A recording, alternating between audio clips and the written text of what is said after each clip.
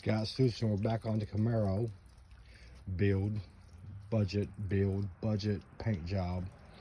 So right now I'm sanding the Camaro with 220 grit.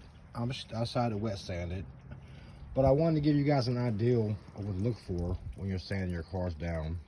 So this is part 3 in the video series, and you have to remember this is just flat black primer.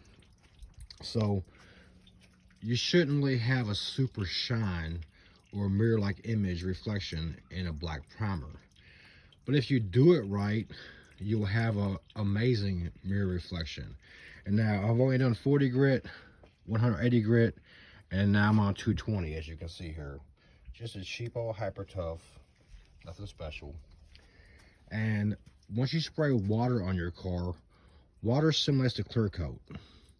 So however it looks with water on your car is how your clear coat will look. Now we still gotta put some more coats on here of flat black, and then we're gonna gray it, and then we're going to actually paint it. But I got 400, 600, 800, 1,000, 1,200, 1,500, and 2,000 to go before I even feel like have this body completely perfect.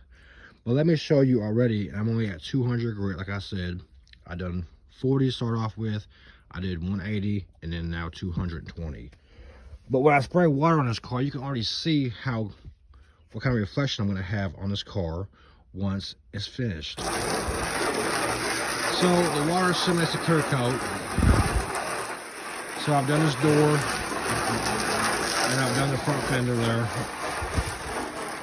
So we're going to go ahead and wet it down,